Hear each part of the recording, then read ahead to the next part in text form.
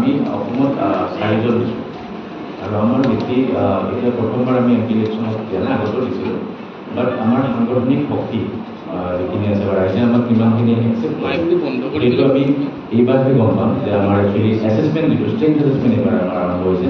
চ' আমি ৰিজাল্ট অহাৰ পিছত গম পাম যে ৰাইজে আমাক কিমানখিনি আগুৱাই লৈছে।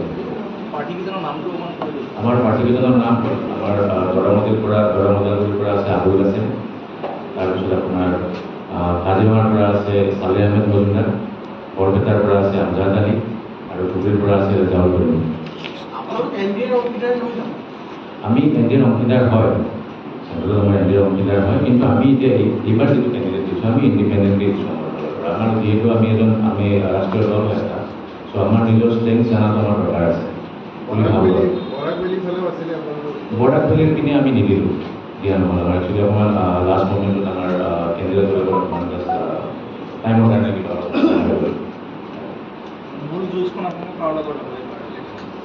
এতিয়া মূল যুঁজ মানে কি জানে, আমি কৈছোঁ আমি কেণ্ডিডেট যেতিয়া লৈছোঁ, বাকী যিখিনি কেণ্ডিডেট থাকে, চাপ'জ এতিয়া দৰঙলৈ লৈছোঁ, অলৰেডি 11জন আছে, কাজিৰঙাত 11জন আছে, চ' গোটেইকেইজনে আমাৰ প্ৰতিনিধি, প্ৰত্যেকজনে প্ৰত্যেকৰ ভোট শ্বেয়াৰ কৰিব, ভোট কাটিব।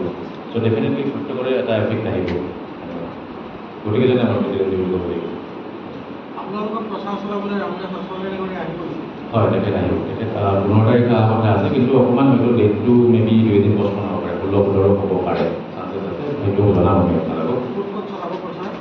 আমাৰ প্ৰচাৰ এতিয়া চলিব দৰঙত আৰু কাজিৰঙাত, first phase and second phase. Third ফেজৰ পিছত তেখেত আহিব, পিছত আৰু থাৰ্ড ফেজৰ কাৰণে।